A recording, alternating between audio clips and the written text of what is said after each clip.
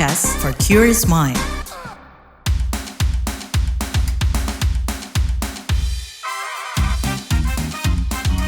Kamu lagi dengerin podcast What's Trending.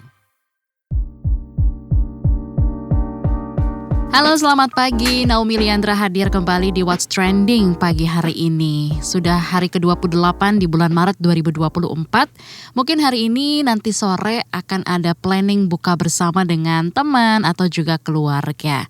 Tapi kalau Anda mungkin ngerasa takut, minder gitu ya dan diolok saat bukber, ini ada tips dari psikolog karena ini yang akan kita bahas di What's Trending pagi hari ini di KBR Pagi. Buka bersama atau yang kita sering sebut dengan bukber, ini memang jadi agenda wajib ya di bulan Ramadan karena biasanya bukber ini juga sekaligus jadi ajang berkumpul untuk bareng sama teman-teman atau keluarga di tengah kesibukan kita masing-masing. Dan memang sudah dipastikan kalau di momen bukber atau berkumpul sama teman-teman ataupun keluarga saat Ramadan maupun Lebaran itu bakal diisi sama macam-macam obrolan. Pasti dong ya. Mulai dari basa-basi ringan yang bikin happy atau menyenangkan sampai olok-olok deh yang rada nyelekit gitu. Nah, karena itu beberapa orang jadi enggan untuk memenuhi undangan bukber, sementara yang lain juga tetap semangat aja berangkat. Di media sosial juga belakangan ini muncul konten-konten yang menggambarkan berbagai situasi pada saat buka bersama.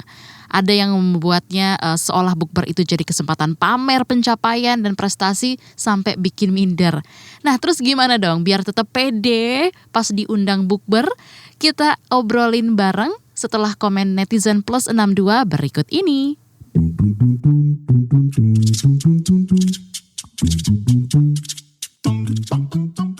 Yang pertama @dxx. Intinya jangan pernah bukber sama alumni. Lanjut komentar @mxx. Bukber di masjid, udah makanan gratis, gak ketinggalan sholat maghrib lagi. Cocok buat para perantau yang mau ngirit biaya. Lanjut @bangxx. Ketika orang lain menikmati buka puasa bersama, mereka malah bersaing dengan harta duniawi yang tidak ada kaitannya dengan acara tersebut. @kungxx. Betul sekali. Bukber adalah ajang memamerkan status, pencapaian, harta, tahta. @zxx. Lagian kenapa buka bersama pamer kekayaan prestasi? Terus pas ditanya gimana amal ibadah pada diem. @halfxx. Bersyukur temen gue yang sekarang pas bukber langsung sholat maghrib, terus bincangnya abis maghrib. @cxx. Kalau gue bukber sama temen kuliah cowok semua malah bahas politik, diskusi pendidikan, masalah pemerintahan, cocok logi dan konspirasi. Lanjut @txx. Lebih baik bukber bersama orang tua selagi masih ada. Lanjut @levexx. Gak cuma sama temen, keluarga pun juga sama. @inxx. Bukber itu cuma kedok, aslinya adu outfit dan prestasi.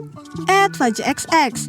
Tergantung sih orangnya, karena gue punya teman tahu diri dan bisa dibilang masih suka menyempatkan diri untuk momen seru. Jadi kami full ngobrol sambil makan, bahas hal positif sama kalau ada masalah bisa diceritakan, jadinya bisa lebih akrab. Yang terakhir @mukxx. Ya alhamdulillah sih, tiap bukber reuni temen-temen gue gak ada yang sok-sokan pamer. Paling mentok cuma nanya, gimana, sehat, kerjaan lancar.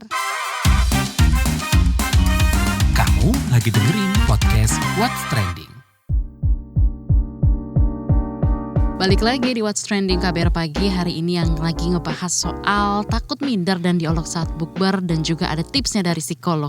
Kalau Anda pernah ngerasa minder atau was-was ya kalau pas lagi acara buka bersama dan mungkin teman-teman Anda juga ini menjadikan ajang pamernya mereka untuk ditunjukkan kepada Anda gitu ya.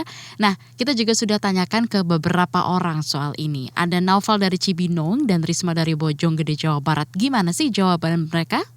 Kalau gua pribadi ya ngerasa nggak nyamannya itu ketika ada yang baru datang. Datangnya tuh biasanya mepet nih orang. Pakai lanyard perusahaannya ternama misalnya. Datang mepet maghrib. Kan semua orang jadi fokus ke dia gitu kan. Mana pakai lanyard perusahaan atau kemeja perusahaannya kan, PDL-nya. Itu sih yang bikin gak nyaman, kayak nih kita nih semua yang udah pada dateng pakai baju samaan misalnya. Kok dia masih pakai baju itu gitu. Itu sih yang ngerasa gak nyaman. Kayak gak kompak aja gitu. Apa sih yang mau ditunjukin? Kalau was-was enggak, karena kita udah tahu nih pasti bukber ada aja nih manusia-manusia yang menyombongkan dirinya ketika dia udah keterima di perusahaan ternama atau mungkin kuliah di kampus negeri kan. Kalau was-was sih udah bukan was-was lagi ya. Ya udah, kita ketemu pasti ngedengerin hal-hal yang kayak begitu. Kalau soal minder bukan pernah lagi, tapi setiap tahunnya pasti ngerasain hal itu. Karena balik lagi, kita ngerasa kayak nggak sesuai ekspektasi aja sih. Yang lain udah berhasil di jalannya dia, kok kita masih begini-gini aja gitu. Tapi ya mau gimana kan, syukurin aja. Karena gue kemarin jadi panitia bukber kan di tahun ini, gue coba buat nih acara bukber kita bikin lebih seru, lebih serius gitu. Dibanding kayak kita bukber, ngobrol sana sini, ngebahas pencapaian kan kayaknya nggak banget gitu kan. Gue mencoba buat adain games atau ya kita karaokean mungkin. Kita bikin agenda-agenda yang seru lah pokoknya. Jangan ada waktu kosong di mana teman-teman semua yang ikut bukber ini ngebahas soal pencapaiannya masing-masing. Mungkin itu sih. Sejauh ini justru aku mikirnya lebih ke positifnya ya, kayak bukber tuh kan jarang terjadi. Jadi kita tuh di situ kayak live update sama-sama gitu, dan aku nggak merasa iri sama pencapaian orang lain juga karena aku tahu kita sama-sama berproses, jalan kita beda. Jadi dan bukber tuh memang seharusnya dijadiin kegiatan yang positif kan, karena memang tujuannya aja silaturahmi gitu. Jadi kalau minder atau was-was karena dijadiin ajang pamer gitu enggak sih, karena ya memang tempatnya kita lagi live update di sana dan lebih ngarah ke yang positif aja gitu. Jadi kalau misalkan kan ada ya tipikal orang yang kalau ngomong tuh nyakitin gitu, kayak sarkas-sarkas tipis-tipis. Nah kalau misalkan kayak gitu aku lebih suka ditanggepin. Jadi tujuan orang yang omongannya nyakitin tuh kan supaya kita ngerasa nggak nyaman, nggak enak gitu ya. Jadi kalau kita tanggepin justru dia ngerasa nggak puas gitu kan. Nah kalau orang yang nyakitin aku lebih suka kita sautin aja, kita tanggepin aja gitu, karena ya, jadi lucu-lucuan aja gitu loh. Tapi kalau misalkan memang akunya yang gampang tersinggung atau aku lagi sensitif karena nggak bisa ngebawa obrolannya, aku lebih ke memposisikan diri aku aja sih. Jadi misalkan ada obrolannya lagi nggak masuk nih ke aku, better aku geser dulu ke teman yang samping ngobrol gitu. Karena kalau bukber kan biasanya rame-rame gitu ya, jarang yang cuma berdua atau bertiga. Nah kalau circle-nya berdua bertiga kan nggak mungkin gitu orang-orang yang omongannya nyakitin. Jadi kalau bukber terus ada obrolan yang nyinggung atau akunya lagi sensitif, better kita ke obrolan yang lain dulu gitu. Nah soal ini, clinical psychologist and co-founder of Enlight Mind, Nirmala Ika menyebut kalau memang acara kumpul seperti buka bersama ini berpeluang jadi ajang pamer. Tapi tetap ada kiatnya juga kok untuk bisa tetap datang ke acara itu dengan hati yang nyaman dan menyenangkan. Seperti apa? Kita tanyain aja langsung ya. Oke, Mbak Nirmala, ini lagi banyak nih bermunculan konten-konten yang nyindir kalau bukber atau juga kumpul-kumpul lebaran itu jadi ajang nunjukin pencapaian. Nah, gimana nih menurut Mbak Nirmala sendiri? Sangat mungkin sih. Maksudnya gini, di mana kita berkumpul itu kan sebenarnya memang ajang di mana kita akhirnya saling sharing ya. Sebenarnya tujuan awalnya kan itu ya. Ketika di mana kita berkumpul, yang misalnya kan apalagi bukber, silaturahmi kan akhirnya malah momen yang jarang gitu loh. Maksudnya kalau bukber itu kan kita biasa niatin ya, oh sama teman lama pun ketemu, sama teman-teman reuni atau apapun gitu kan. Jadi memang ini sebenarnya kesempatan untuk mengupdate sebenarnya sih kan, mengupdate informasi tentang dirinya. Cuma kan namanya manusia ya, kalau namanya update tuh kadang kan kita jadi pingin juga dilihat orang gitu ya. Apalagi kita memandang, oh si ini kayaknya oke nih, berhasil nih, ini mau nggak mau akhirnya ya kita yang. Dan kemudian juga karena bukan temen yang biasa ketemu misalnya atau apa gitu ya, kan nggak tahu keseharian kita. Jadi akhirnya yang kita update ya adalah memang mungkin pencapaian kita. Manusia kan jarang yang menceritakan kegagalan ya, apalagi sama orang yang nggak deket-deket amat gitu. Jadi ya memang akhirnya memang jadi ajang seperti itu. Terus kalau misalnya kemudian apalagi sama keluarga, ya mau nggak mau ya kita kan sama-sama tahu. Keluarga dibilang inti, kan kita selalu bilang keluarga harusnya menerima kita apa adanya, padahal kenyataannya kan enggak gitu kan. Apalagi kan kalau namanya silaturahmi itu kita nggak cuma ketemu sama keluarga inti kita kan, tapi sama keluarga besar kan biasanya kan. Ya udah gitu, kemudian jadi ajang saling inilah gitu, ajang saling mengupdate informasi yang kemudian akhirnya mungkin jadi mengarah kepada ajang saling show off, saling pamer ini ya, saling menunjukkan capaian atau apapun gitu. kalau ditanya itu wajar, itu sebenarnya wajar. Cuma apakah sehat apa enggak ya sebenarnya jadi nggak sehat. Ketika kita jadi merasa ada pressure ketika datang di situ, atau merasa jadi minder ketika datang di acara-acara seperti itu, kan harusnya tidak seperti itu. Harusnya ini memang beneran temu kangen yang ya udah bisa jadi apa adanya. Cuma memang udah nggak berjalan seperti itu sih sekarang gitu kan. Nah Kak Nirmala, kita lanjut lagi ya. Apa nih kira-kira kiat supaya nggak minder pas datang bukber atau kumpul saat Ramadan dan Lebaran? Gini, kalau kiatnya itu yang pertama adalah menurutku yang pertama kita harus pede dulu. Pede itu dalam arti bukan berarti kita punya capaian ya. Maksudnya gini, kita harus mantepin dulu niat kita mau datang tuh ngapain. Kalau memang kita ya cuma aku kangen aja pengen ketemu mereka gitu ya, atau aku pengen silaturahmi atau apapun, ya udah datanglah untuk itu gitu. Ketika ternyata acara itu berubah jadi ajang untuk pamer apa-apa, kan kita punya pilihan untuk pergi dari situ gitu ya, atau ya udah kita pulang cepet apapun alasan kita misalnya gitu kan ya, keluar cepet, atau ya, tutup telinga aja gitu kan. Belajar karena tadi kalau kita sudah memantapkan tuh tujuannya adalah supaya kita udah membatasin diri kita sendiri dari hal-hal yang memang kita nggak siap untuk terima kayak gitu. Itu satu. Kedua juga misalnya kita udah tahu nih, setiap tahun kalau ketemu pasti ditanya itu lagi. Misalnya paling sering kan kapan nikah gitu kan ya. Itu misalnya paling sering kalau bisa ketemu keluarga, atau kapan punya anak lagi. Ya udah kita udah siapin dengan jawaban-jawaban. Atau kalau memang menurut kita sangat tidak nyaman ya nggak usah datang. Sebenarnya kayak gitu sih. Gitu. Tapi kalau nggak datang merasa bersalah, oh ya udah datang. Tapi ya tadi karena kita tujuannya dari untuk silaturahmi, ya udah kita ketemu, beberapa orang kita mau temuin, belajar untuk ngeblocking tadi, atau ya memang ketemu tapi sebentar aja gitu. Lalu gimana nih cara menguatkan diri biar nggak down kalau nggak memenuhi pencapaian itu semua nih Kak Nirmala? Kita harus yakin dulu sama yang kita kerjain sih. Maksudnya apa yang kita lakuin. Dalam arti ini, kalau kita ngerasa memang ini jalan yang memang sedang aku rintis, atau ini jalan yang memang aku inginkan, kita kan pede ya. Misalnya let's say nih, misalnya keluarga besar kita semua PNS gitu misalnya ya. Terus kita sendiri melihat bahwa saya nggak mau jadi PNS, memang tidak pengen jadi PNS gitu kan. Saya pengen malah memang dia mungkin mengambil pekerjaan yang freelance gitu, bisa aja kan gitu kan. Dan kalau memang dia happy jadi being freelance, ya dia nggak akan merasa terganggu sih dengan itu gitu kan. Tapi kan yang akan menjadi terganggu adalah ketika dia ternyata sebenarnya dia sendiri juga pengen jadi PNS, tapi dia mungkin nggak dapat PNS-nya gitu kan. Dan kemudian dia sendiri udah dalam arti kecewa sama dirinya atau sedih sama dirinya. Nah itu yang akan makin tuh kalau ketemu sama orang lain tuh jadi akan makin seperti kena hantaman lagi gitu loh.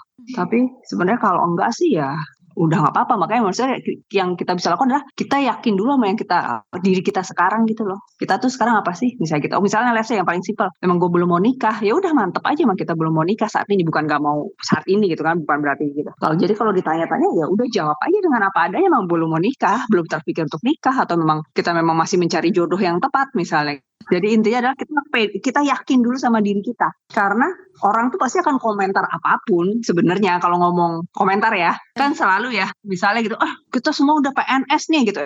Tiba-tiba ada saudara kita yang PNS sih gitu ya, emang PNS juga. Tapi udah beli rumah baru, kita belum. Tetap aja kan akan ada jadi ajang kompetitif ya gitu kan ya. Enggak selesai sih. Tapi kalau memang kita ya udah emang ini aku sedang kerjakan sekarang, ini atau apa ini posisiku sekarang, ini apapun ini diriku. Ya udah, dan kalau memang kita ngerasa nggak siap, nggak bisa menemukan alasannya gini, minimalisir aja kontaknya. Misalnya contoh yang paling gampang, ya udah ketika datang kita malah sibuk bantu di dapur atau malah bantu di area yang mungkin nggak akan banyak ketemu oleh orang-orang yang nanya-nanya itu, misalnya gitu kan. Atau malah ya udah kita main aja sama keponakan yang kecil-kecil. Ponakan kan biasanya mestinya gitu lebih nggak rese, lebih nggak usil lah ya, karena mereka cuma sibuk main-main misalnya ya. Jadi kita petakan juga nih kondisi di keluarga kita seperti apa sih gitu loh, kalau kumpul atau kayak di pertemanan ini kalau kumpul tuh seperti apa sih. Jawab aja jujur, kita mau perlu datang apa enggak sih. Terus kan kadang aku suka denger itu kalau nggak datang salah gitu ya, kalau nggak datang malah mungkin nanti dinyinyirin gini-gini ya. Kalau memang buat kita datang itu lebih menyakitkan, dinyinyirin kan, kita nggak datang dinyinyirin dia juga nggak denger kan. Tapi ya itu makanya kita harus ngecek dulu, kita juga perlu ngecek kapasitas kita tuh di mana. Jangan melakukan sesuatu itu karena terpaksa gitu. Kalau kita tahu nih misalnya pertemanan kita, teman-teman kita ternyata kalau ketemu tuh emang rese banget gitu, toksik lah bahasa anak sekarang gitu kan ya, ngapain kita harus datang gitu kan gitu. Kita bisa bikin bikin alasan. Kalau memang dia bilang dia pasti dia nggak mau datang, dia kan gagal apapun, iya nanti kita nggak denger juga sih gitu kan. Jangan sampai gini, yang sering terjadi adalah sebenarnya orang-orang itu cuma biasa tadi, cerita-cerita biasa tadi kan, kayak gue bilang sebenarnya namanya orang ketemu pasti kan saling mengupdate ya apapun itu gitu kan ya. Kitanya yang udah minder duluan sebenarnya, sehingga ketika teman kita cerita, iya nih kemarin gue habis beli rumah, iya kemarin gue akhirnya beli rumah di sini, yang mungkin itu buat dia cerita biasa karena sebelumnya misalnya dia kontraktor gitu, kontrak di mana-mana, atau sebelumnya dia tinggal sama orang tuanya, sehingga ketika dia cerita bahwa gue tuh akhirnya bisa beli rumah, itu emang something bukan buat pamer tapi buat dia juga relief gitu ya, akhirnya gue bisa keluar dari rumah misalnya. Tapi kalau kita dasarnya udah nggak pede, kita kan anggapnya dia pamer kayak gitu-gitu. Nah, sebaliknya gimana nih supaya bisa mawas diri, tidak sombong dan merendahkan orang nih, Mbak Nirmala? Kalau gini, kalau kita nggak yakin temen kita, aku kemarin belum lama tuh aku dapat cerita tuh, katanya jadi ada pertemanan lah. Sebenarnya ini mereka emang bukan temenan dekat ya, tapi satu temenan biasalah, temen reuni gitu loh ya. Jadi kan kita udah nggak kenal lama ya, gitu kan, misalnya udah nggak main lama. Terus one day tuh yang satu tuh cerita, iya kemarin gue habis dari Amerika gitu-gitu. Nah, yang satu ini dia juga nggak bermaksud ngomong sebenarnya ketika dia cerita, tapi maksudnya dia,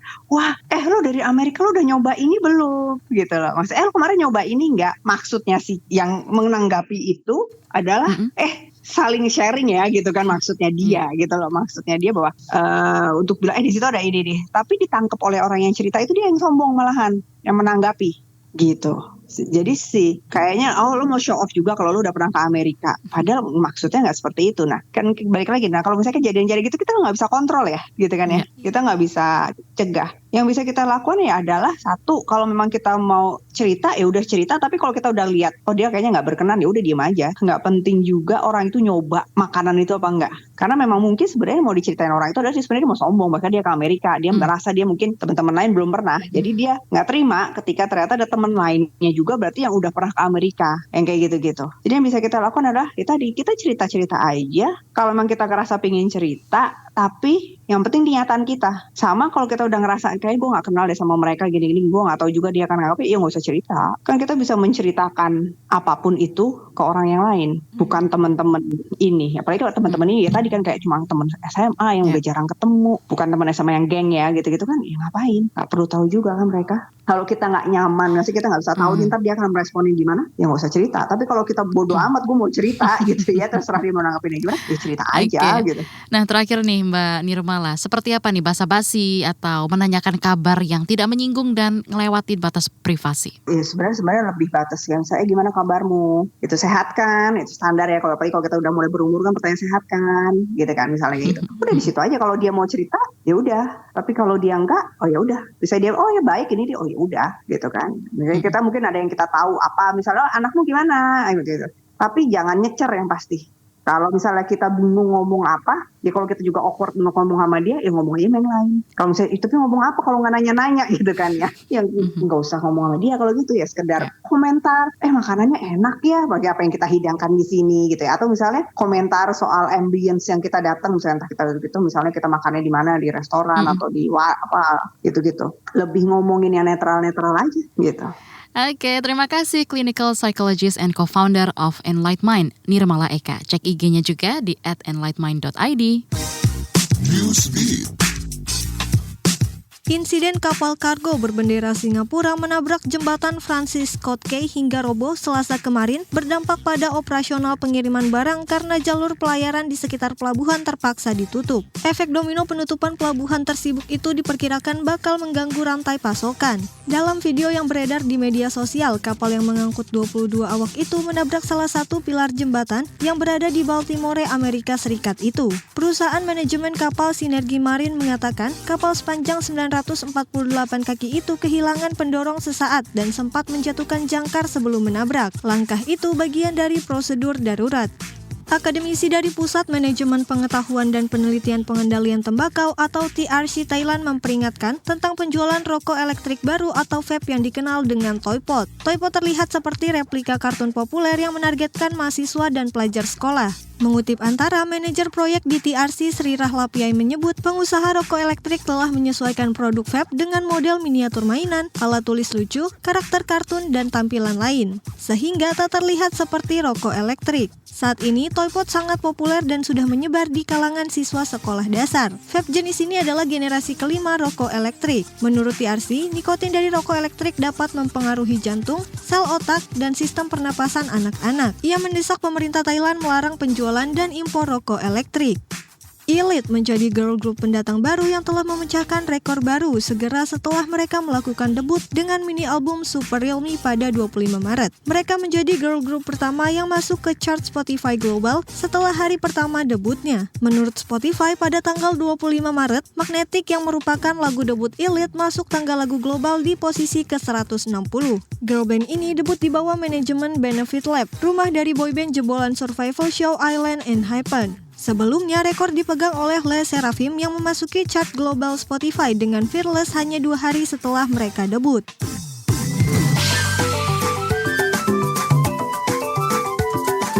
WhatsApp Indonesia. WhatsApp Indonesia dimulai dari Kediri, Jawa Timur. Perwakilan Bank Indonesia BI Kediri, Jawa Timur mengimbau masyarakat tidak menukar uang sembarangan atau di tempat tidak resmi.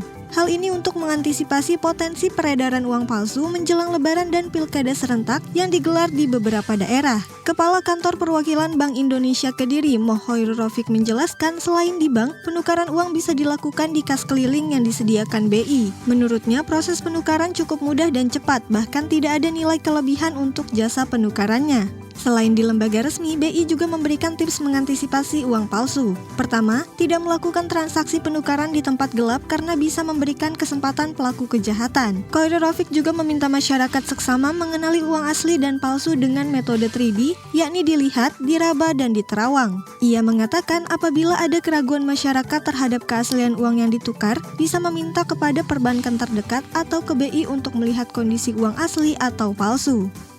Selanjutnya ke Jakarta. Kementerian Kesehatan mencatat hingga awal bulan ini terdapat 16.000 kasus demam berdarah Dengue atau DBD, 124 diantaranya meninggal. DBD tersebar di 200-an kabupaten atau kota, terbanyak di Tangerang, Bandung Barat, Kota Kendari, dan Lebak. Praktisi Kesehatan Masyarakat Kemenkes Nabila Salma mengatakan lonjakan kasus DBD tahun ini lebih cepat dari kondisi biasa sehingga butuh konsolidasi antar lembaga dan kementerian.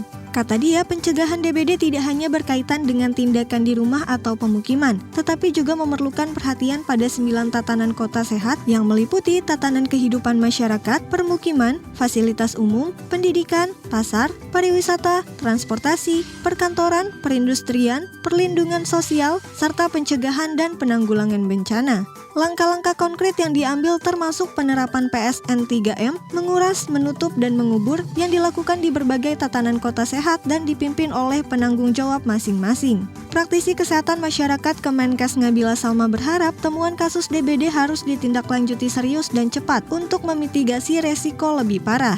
Semisal dengan pengasapan dan sosialisasi mitigasi DBD hingga ke tingkat keluarga. Masih dari Jakarta.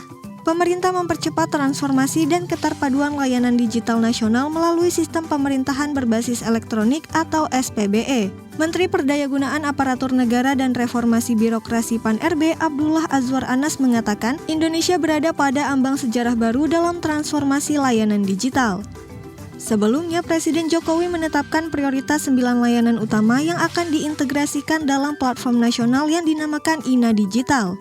Anas mengatakan hal ini merupakan langkah besar menuju realisasi pemerintah berbasis elektronik atau e-government yang efisien. INA Digital yang akan dikelola oleh Peruri bertujuan untuk mengintegrasikan berbagai layanan pemerintah dalam satu portal, memudahkan akses bagi masyarakat, dan meningkatkan kemampuan bertukar informasi antar kementerian dan lembaga. Beberapa layanan yang akan segera diintegrasikan antara lain administrasi kependudukan, pendidikan, kesehatan, kepolisian, bantuan sosial, dan keimigrasian. Layanan ini akan diterapkan secara nasional paling lambat pada Mei mendatang. Integrasi ini diharapkan tidak hanya mempermudah akses layanan bagi masyarakat, tetapi juga meningkatkan efisiensi dan transparansi pemerintah.